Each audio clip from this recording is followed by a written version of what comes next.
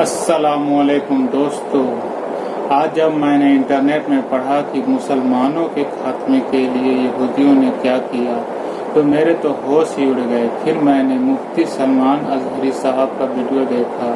Video دیکھ کے کافی مجھے اچھا لگا، تو چلیے ساتھ میں ویڈیو دیکھتے ہیں۔ پوری دنیا میں ایک منٹ بھی ایسا نہیں ہے جب اذان نہ ہو رہی ہو۔ مفتی صاحب پوری دنیا میں ٹائم ڈفرنس ایسا ہے کہ یہ اذان کے اوقات اگر آپ دیکھیں گے تو فجر کا وقت انڈونیشیا سے شروع ہوا، اس کے بعد 1 گھنٹے کے بعد دوسرے ملک میں، اس کے بعد تیسرے ملک میں، پھر چوتھے ملک میں، یہ گھومتے گھومتے اذان جو ہے 24 گھنٹے پوری دنیا میں کہیں نہ کہیں اذان ہو ہی رہی۔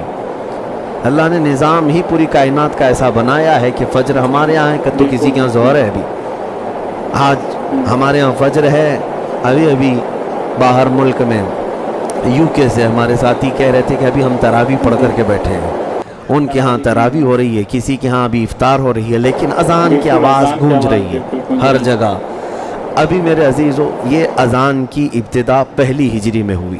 اس کے بعد اور ایک اہم چیز جو پہلی ہجری میں ہوئی، نمازیں میں آپ کو بتاؤں، شاید آپ کے علم میں ہو یا نہ ہو، یہ جو ہم 5 وقت کی نمازیں پڑھتے ہیں یہ سب 2 رکعت فرض تھی۔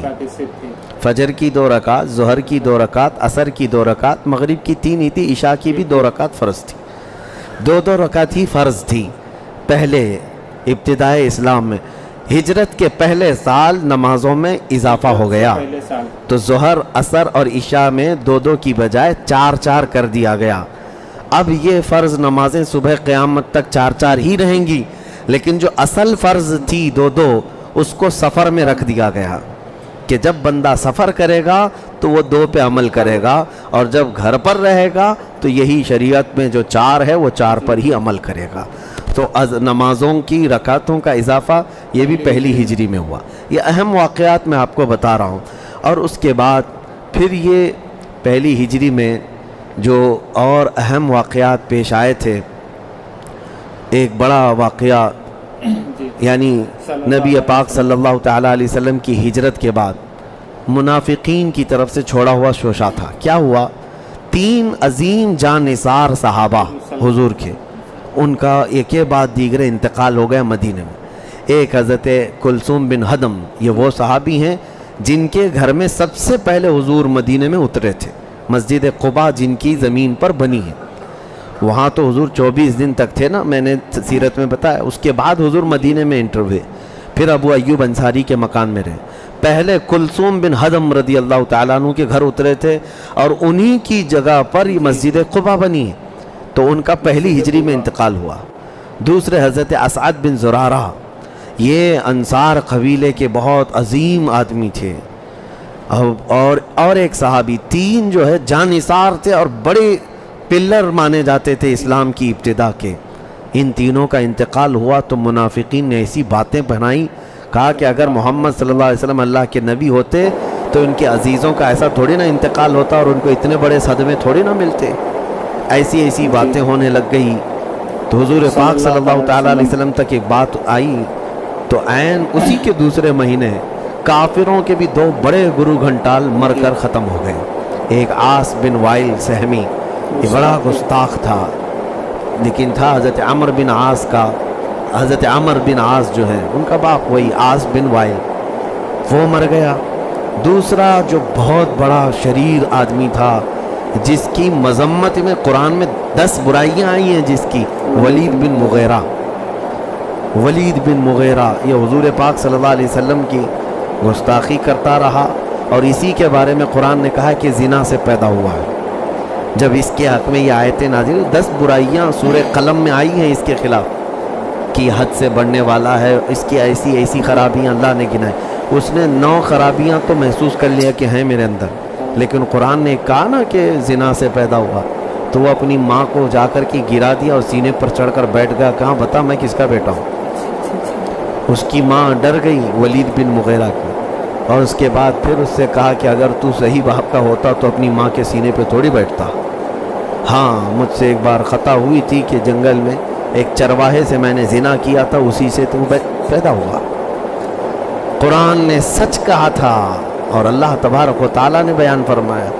تو وہ گستاخ رسول بھی پہلی ہجری میں ہی مر گیا. لیکن ایک حیرت کی بات یہ ہے کہ یہ ولید بن مغیرہ ہے کون؟ یہ کون ہے؟ سیف اللہ المسلول حضرت خالد بن ولید کا باپ ہے. حضرت خالد رضی اللہ تعالیٰ عنہ جو سیف اللہ المسلول ہے ان کا باپ ہے. اسلام کی ابتدا ایسے عجائبات سے بھری ہوئی ہے. کسی کا باپ شیطان ہے، کسی کا بیٹا شیطان ہے، لیکن خاندان میں کوئی نہ کوئی رسول اکرم صلی اللہ تعالیٰ علیہ وسلم کے ساتھ ہے. یہ واقعات ہوئے تو منافقین کی زبان بند ہو گئی. منافقین پہلے دن سے یہ سب چیزیں شروع کیے ہوئے تھے. اب ایک وہاں کا بیک گراؤنڈ بھی میں بتاتا ہوں تاکہ سیرت کو سننے میں آپ کو مدد ملے. مدینے کا جو سیاسی بیک گراؤنڈ کیا تھا وہ میں آپ کو بتاتا ہوں. یہ ذہن میں ہمیشہ رکھیں کہ جب مدینہ طیبہ حضور صلی اللہ علیہ وسلم تشریف لائے تھے تو وہاں 3 قبیلے تھے یہودیوں کے، بنو قینقاع، بنو نذیر، بنو قریظہ. یہ تینوں یہودیوں کے قبیلے تھے، خاندان تھے، اور یہ آباد تھے. بڑے بڑے محلات، پکے پکے مکانات بنا کر محفوظ رہتے تھے لوگ. اور ان لوگوں کی اور انصار مدینہ جو ہیں ان کی پہلے سی یعنی بنتی نہیں تھی، ادھر ادھر چلتی رہتی تھی کچھ نہ کچھ. انصار کون ہے؟ انصار میں 2 قبیلے تھے، اوس اور خزرج. اوس اور خزرج یہ مدینے کے لوگ ہیں. ان کے 2 قبیلوں کی وجہ سے ہوا کیا تھا کہ ایک جنگ جو مشہور ہے پوری تاریخ میں، جنگ بعاث 120 سال تک چلتی رہی، جس کی وجہ سے دونوں قبیلوں کے بڑے بڑے سردار مرتے ہی تھے. تو یہ ٹوٹ کر رہ گئے تھے. اور یہودی، یہ تینوں قبیلوں کے یہودی کیا کرتے تھے؟ یہ انصار کو ہمیشہ لڑا کے رکھتے تھے کہ یہ مدینے کے اوریجنل لوگ ہیں، ان کو لڑا کر رکھتے تھے. اور اس لیے لڑا کے رکھتے تھے کہ ہماری برتری قائم رہے، کیونکہ اوس اور خزرج لڑتے رہتے تھے تو یہودیوں کا فائدہ ہو. یہ یہودی چور آج بھی دنیا کو یہی کرتے ہیں. عربوں کو انہوں نے جو آپس میں لڑا کے رکھا ہے اس کی وجہ یہی ہے کہ اسرائیل کی طرف کوئی نظر نہ اٹھاتی. وہاں پڑوسی ملک لڑتے رہتے ہیں. ایران کی عراق سے نہیں جمتی، لبنان کی اردن سے نہیں جمتی، شام کی سعودیہ سے نہیں جمتی، یمن سے نہیں جمتی. کیوں؟ یہ سب یہودیوں کے چھوڑے ہوئے کیڑے ہیں کہ ان لوگوں کو اتنا آپس میں لڑا کر کے رکھو. ورنہ مجھے بتاؤ پوری دنیا کے لوکیشن میں اسرائیل ایسی جگہ پر بیٹھا ہوا ہے کہ چاروں طرف سے بلکہ 6 طرف سے اس کو اسلامی ممالک گھیرے ہوئے ہیں. اسلامی ممالک پورے گھیرے ہوئے ہیں. ایک بارڈر اس کا جارڈن لگتا ہے، اسلامی ملک ہے اردن، جس کو اردن عربی میں کہتے ہیں، انگلش میں جارڈن ہے. ایک سرحد اسرائیل کی لبنان کی طرف ہے، ایک سرحد مصر کی طرف ہے. سب اسلامی ممالک ہیں. اور ترکی کی طرف، ایران کی طرف، ہر جگہ سے یہ گھیرا ہوا اسرائیل. لیکن میرے عزیزوں ان سب کے بیچوں بیچ رہتا ہے اور سب کو آپس میں ٹکرا کر لڑا کر رہتا ہے. یہ یہودی مدینے میں بھی یہی کرتے تھے. اوس اور خزرج کو لڑا کر کے رکھے ہوئے تھے کہ ان کے لڑنے سے ہماری حکومت قائم رہے گی. لیکن جب نبی پاک صلی اللہ علیہ وسلم مدینے میں تشریف لائے تو ظاہر سی بات ہے اوس اور خزرج کی جو لڑائی تھی ہمیشہ کے لیے ختم فرمائی میرے آقا. انصار کو ایسا بنا دیا تھا میرے آقا نے، ایسا بنا دیا تھا کہ اب وہ جو سالوں سے لڑتے تھے اب اپنے بھائی کی پیاس پر اپنی جان بھی دیتے تھے. یعنی آپس میں انصار میں اللہ کے رسول نے ایسی محبت ڈال دی تھی. اب یہودیوں کا کیا ہوتا؟ زیادہ سے زیادہ یہی کرتے، دسیسہ کاری کرتے، منصوبہ بندی کرتے، کہیں نہ کہیں سازشیں کرتے رہتے. لیکن جب مدینے آئے تو سب سے پہلے نبی پاک صلی اللہ علیہ وسلم نے امن کا ایگریمنٹ بنایا. یہ تاریخی معاہدہ ہے. اس کو کچھ لوگ غلط انداز میں پیش کرتے ہیں. میں اس کی آپ کو سامنے صحیح اس کا چہرہ بتاتا ہوں کہ کیا تھا یہ ایگریمنٹ. مدینے میں جب آئے حضور صلی اللہ علیہ وسلم نے ارشاد فرمایا کہ ہم ساتھ رہ رہے ہیں مدینے میں، مدینے کی حفاظت کریں گے. تمہارے 3 قبیلے ہیں یہودیوں کے، اب یہاں مسلمان آباد ہیں، آپس میں شیر و شکر ہو کر رہنا ہے، مل کر رہنا ہے. تو ہم سب ایگریمنٹ سائن کرتے ہیں. پیس ایگریمنٹ اس کو کہتے ہیں، امن معاہدہ. اس میں کیا لکھا ہوا تھا؟ اس میں 6 شرطیں تھیں. اس میں پہلی چیز یہ تھی کہ پہلے زمانے سے جو دیت اور فدیہ چلا آ رہا ہے، یعنی کسی کو مارا جائے، کسی ایک آدمی کا قتل ہوگا تو بدلے میں قصاص لیا جائے گا، دوسرا آدمی قتل ہوگا، یا تو پھر پیسہ جتنا دینا ہے گھر والے مقتول کے راضی ہوں گے تو وہ دیت اس کو کہتے ہیں. یہ بھی قانون چلتا رہے گا. فدیہ جنگوں میں جو قیدی ہو کر کے آئے ہیں تو اس کو فدیہ دے کر کے آزاد ہونا ہے. یہ فدیہ اور دیت یہ قانون چلتا رہے گا فرسٹ نمبر پر. دوسرے نمبر پر یہ کہ یہودیوں کو مذہبی آزادی حاصل رہے گی کہ وہ اپنے مذہب پر عمل کرتے رہیں گے اور ان کے مذہبی معاملات میں کوئی دخل اندازی نہیں کی جائے گی. نبی پاک صلی اللہ علیہ وسلم کے پھر یہ پیس ایگریمنٹ کے اندر یہ بھی چیز تھی کہ جب کبھی مدینے پر کوئی بھی حملہ آور ہوگا تو وہ لوگ بھی اور ہم لوگ بھی مل کر کے مدینے کا ڈیفنس کریں گے, لڑیں گے. کوئی بھی دشمن آئے گا مدینے کے اوپر تو ساتھ میں مل کر کے لڑیں گے. پھر یہ بھی تھا اس ایگریمنٹ کے اندر کہ اگر ہم میں سے کوئی بھی کسی سے صلح کرے گا تو دونوں ساتھ میں صلح کریں گے, لیکن مذہبی جنگیں جو ہے وہ اس سے الگ رہیں گی. یہ تمام شرائط کے ساتھ پیس ایگریمنٹ ہو گیا. لیکن یہودی ایسی دغاباز قوم ہے, یہ کبھی بھی پیس ایگریمنٹ کو زیادہ دیر تک نہیں رکھ سکتے. اس کی کھلی مثال دیکھنا ہو آج آپ سرچ کر کے دیکھ لینا, میری بات نہیں, دنیا کے کوئی غیر جانبدار جو اینالائز کرتے ہوں یا پھر جو سیاسی شعور رکھتے ہوں ان سے بھی پوچھ لینا, سب سے زیادہ یو این اے کے قوانین, ان کے لا کی دھجیاں کوئی اڑاتا ہے, وائلیشن کوئی کرتا ہے تو صرف اسرائیل ہے. اسرائیل میں یو این اے کا کچھ نہیں چلتا, کچھ نہیں چلتا. پورے دنیا کے ممالک پر یہ دھونس جماتے ہیں, پابندیاں لگاتے ہیں, لیکن اسرائیل کے ساتھ کچھ نہیں کر سکتے.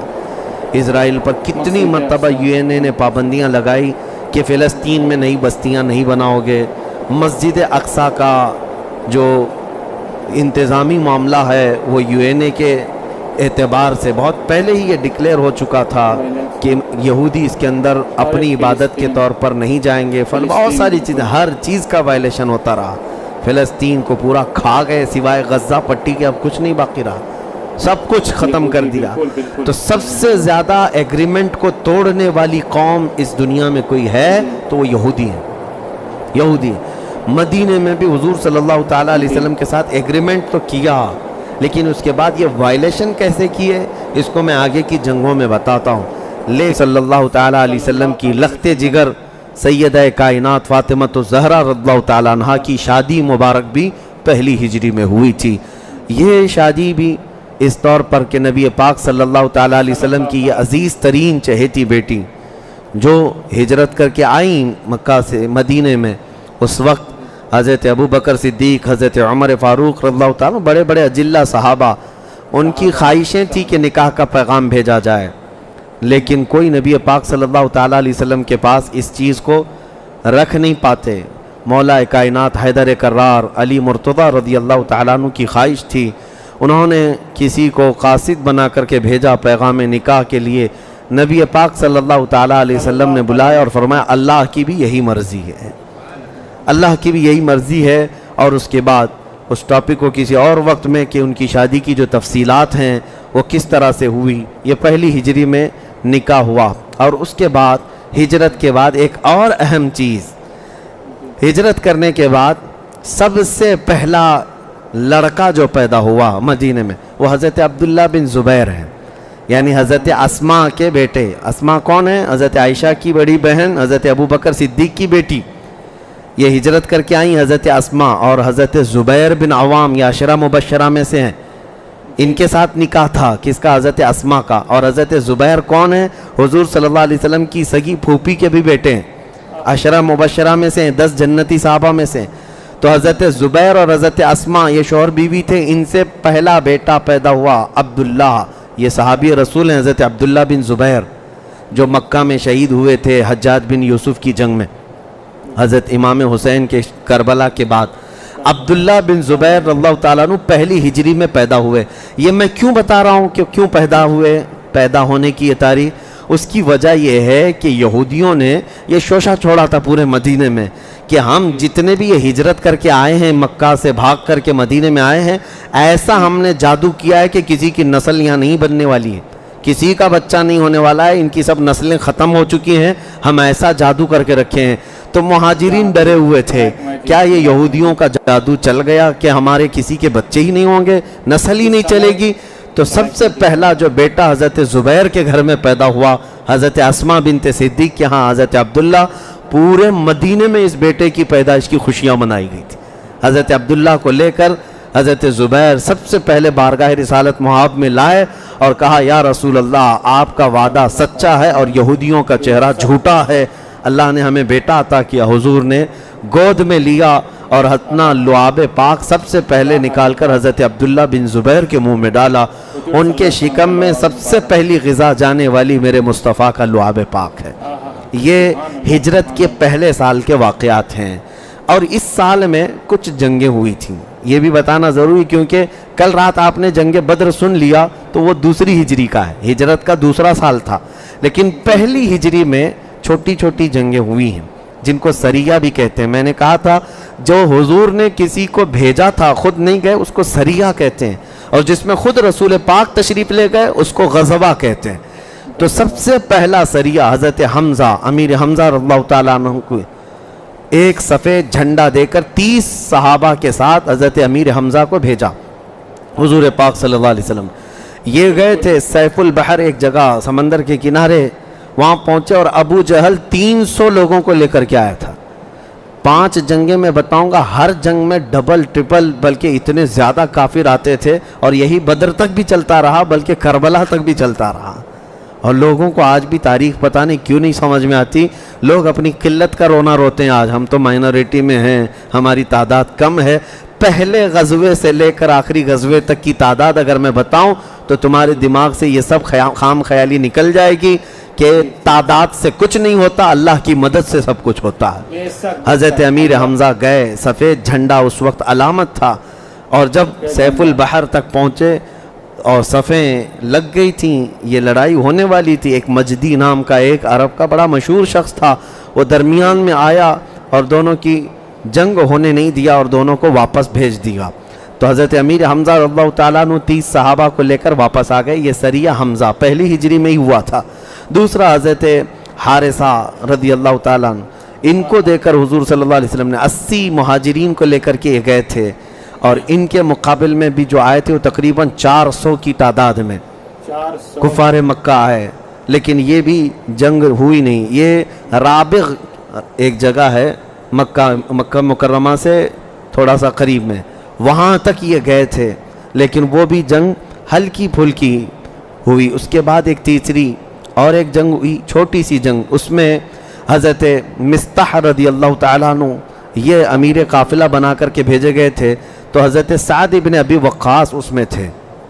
یہ جنگ ہے، یہ سریہ ہے، اس میں اس کو غزوہ اس کو سریہ بوات کہا جاتا ہے۔ اس میں حضرت سعد ابن ابی وقاص رضی اللہ تعالیٰ عنہ نے تیروں سے ایسا مارا تھا، 12 تیر انہوں نے چلائے تھے، ایک بھی تیر خطا نہیں کیا، سب کے سب برابر نشانے پر کفار کو لگے تھے، اور ان کے تیروں کی ہیبت سے وہ جنگ ہی نہیں ہوئی، سارے میدان سے بھاگ گئے تھے، سارے بھاگ گئے تھے۔ یہ سریہ بھی پہلی ہجری میں ہوا، اور اسی وجہ سے حضرت سعد ابن ابی وقاص کا تیر مشہور ہے۔ حضور پاک صلی اللہ علیہ وسلم کے پاس جب یہ بتا، اسلام میں سب سے پہلا تیر جس کا لگا ہے وہ حضرت سعد ابن ابی وقاص کا ہے۔ اور جانتے ہیں، آپ کو میں بتاؤں، سعد ابن ابی وقاص عشرہ مبشرہ میں سے ہیں، 10 جنتی صحابہ میں سے ایک واحد صحابی ایسے ہیں جن کو یہ فضیلت حاصل ہے، ساری دنیا یہ کہتی ہے یا رسول اللہ میرے ماں باپ آپ پر قربان ہوں، لیکن حضور پاک صلی اللہ علیہ وسلم نے حضرت سعد ابن ابی وقاص کے لیے کہا سعد تیر چلاؤ، میرے ماں باپ تجھ پر قربان ہوں۔ یہ صرف واحد صحابی حضرت سعد ابن ابی وقاص، یہ چائنا میں آرام فرما رہے ہیں۔ ہاں، حضرت سعد ابن ابی وقاص رضی اللہ تعالیٰ عنہ، ان کو حضور نے فرمایا تھا ارمی یا سعد بی ابی انت و امی، اے سعد تیر چلاؤ، میرے ماں باپ تجھ پر قربان ہوں۔ یہ جملہ پھر نبی پاک نے کسی اور کے لیے نہیں فرمایا۔ یہ سریہ ہوا، اس کے بعد ایک غزوہ بھی ہوا، حضور خود تشریف لے گئے تھے۔ ابوا ایک جگہ ہے جہاں حضور کی والدہ ماجدہ آرام فرما ہے، بی بی آمنہ رضی اللہ تعالیٰ عنہ۔ یہ بھی جنگ نہیں ہوئی، 4 ہوئے۔ اس کے بعد 5ویں ایک جنگ تھی، غزوہ ذو العشیرہ اس کو کہتے ہیں، اسی کو بدر اولیٰ بھی کہتے ہیں۔ کل رات کو میں نے بتایا تھا کہ یہ قافلہ روکنے کے لیے ابو سفیان کا حضور صلی اللہ علیہ وسلم چل کر گئے تھے، لیکن وہ بھی جنگ نہیں ہوئی، واپس آئے۔ اور اس کے بعد 6ٹھی جو جنگ تھی وہ غزوہ بدر ہے۔ جنگ بدر ہے جو باضابطہ صفوں کے ساتھ لڑی گئی تھی. پورے تاریخ میں اکثر کو یہ مشہور ہے کہ پہلی جنگ عظیم اسلام میں بدر ہے. یقیناً وہ پہلی جنگ ہے اس اعتبار سے کہ باضابطہ جو لڑائی ہوئی تھی وہ پہلی تھی، لیکن چھوٹی چھوٹی جنگیں اس سے پہلے 5 ہوئی تھیں. یہ تاریخ میں نے جنگ بدر تک بتائی. انشاءاللہ العزیز آگے کے درس میں جنگ بدر کے بعد کے حالات اور تیسری ہجری کے اہم واقعات اور دوسری ہجری کے واقعات زندگی باقی رہی تو عرض کریں گے. وآخر دعوانا ان الحمدللہ رب العالمین. ویڈیو کتنا شاندار تھا، آپ نے سنا حضرت نے کتنا اچھا انداز میں بتایا. امید کرتا ہوں آپ کو ویڈیو پسند آئے. اگر ویڈیو پسند آئے تو میرے چینل کو سبسکرائب کریں اور بیل آئیکن کو بھی دبانا نہ بھولیں.